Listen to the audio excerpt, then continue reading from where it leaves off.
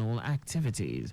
Oshiemi reiterated that driving a vehicle without proper registration or a fixed identification marks constitutes a legal offense. The commissioner urged all motorists to adhere to the state's traffic regulations, stating that compliance would enable the government to fulfill its mission of ensuring a safe and secure environment for all road users. The Minister of Innovation, Science and Technology, Uche Nnaji, has reiterated the federal government's commitment to achieving zero poverty, zero unemployment, and zero net carbon emissions. Nnaji made the promise at the 8th United Nations General Assembly high-level side event on social business, youth and technology in New York, United States of America. He stated that this initiative aligns with the global sustainable development goals and emphasizes the transformative potential of technology and youth-led innovation. Speaking to an audience of global leaders and innovators, Nnaji emphasized the need for international collaboration to drive sustainable development and climate action. And now to the rest of the stories. The National Emergency Management Agency, NEMA, has deployed a team to monitor rivers Benue and Niger following the release of water from Lagdo Dam in Cameroon. NEMA spokesperson Manzo Ezekiel explained that monitoring teams were working and relating with people in communities along these river belts to be careful. Ezekiel noted that some communities in Adamawa and Taraba states had already been affected by the water released from the Lagdo Dam. Meanwhile, the federal government has predicted 5 days of heavy rainfall, which may lead to flooding in 15 states. The flood prediction obtained from the National Flood Early Warning Systems Center of the Federal Ministry of Environment also urged stakeholders to take note.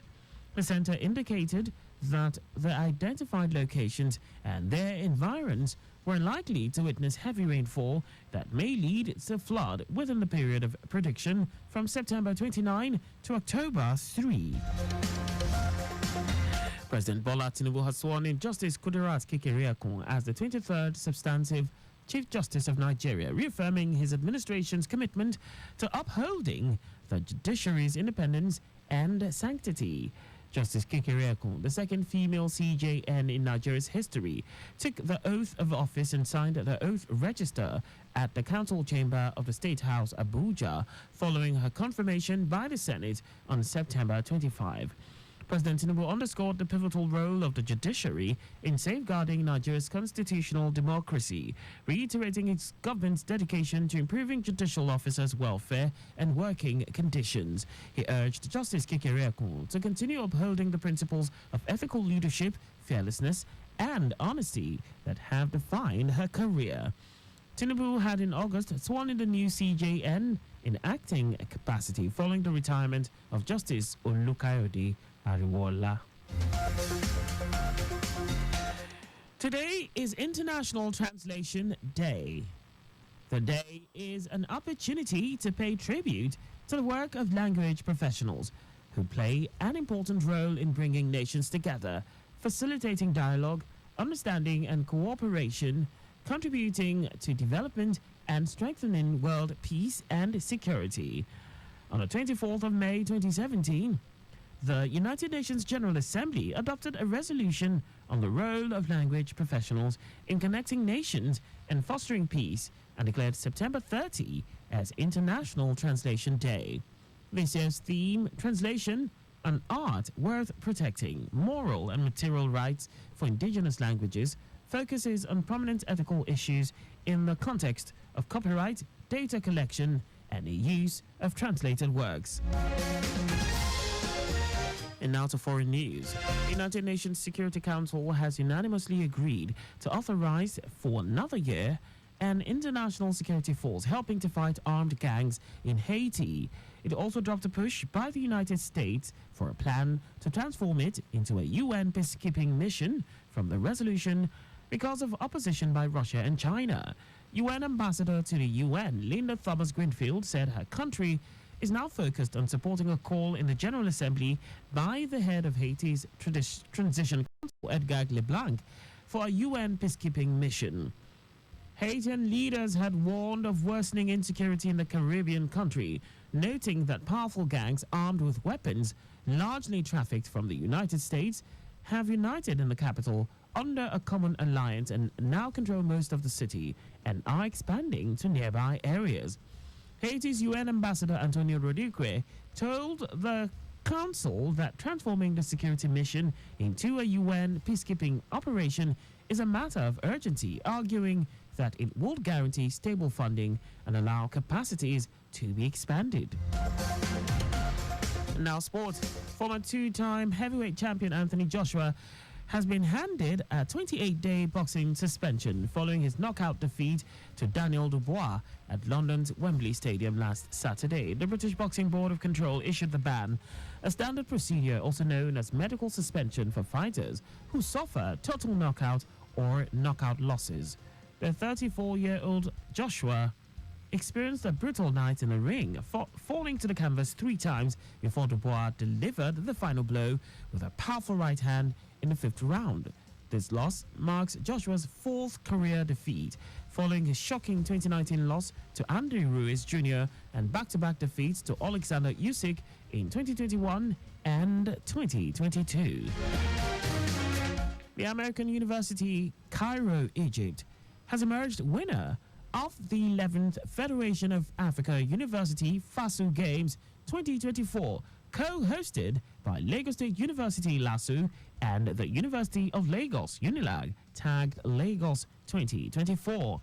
The competition themed Unite, Compete and Excel held from September 20 to 29 and saw a total of 70 universities with 834 athletes, accompanied by 185 officials, compete in 17 sports. The American University in Cairo won the games with 82 medals. LASU came second with 84 medals, while UNILAG took 3rd place with 98 medals.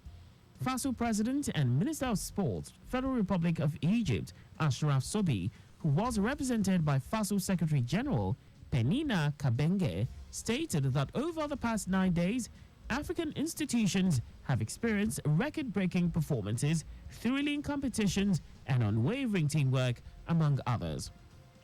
On her part, the Vice-Chancellor of LASU, Olatunji Bello, said Lagos FASU 2024 demonstrated how sports can serve as a tool to African unity, while appreciating the confidence reposed in both universities to host the 11th edition of FASU Games. Co-host and UNILAG's Vice-Chancellor, Folashade Obushola, in her remarks, stated that in line with the theme of the Games, African universities have witnessed extraordinary talent and determination from student athletes, showcasing the very best of what the continent has to offer. Meanwhile, the Games torch was handed over to the representative of American University of Cairo, Egypt, as the host of the 2026 edition of the FASU Games. And that's all for the news at 6. Just before we go, slow down at road junctions, intersections, and pedestrian crossings. You can follow us and like all our various social media platforms and X at Traffic Radio 961, Facebook Lagos Traffic Radio 96.1 FM, Instagram Lagos Traffic Radio 961. On YouTube, subscribe and watch us live on our channel, Traffic Radio 961. You can also visit our website on www.trafficradio961.ng. Did you know that the Sanwo-Olu administration initiated 500 hectares rice farm technology intervention project?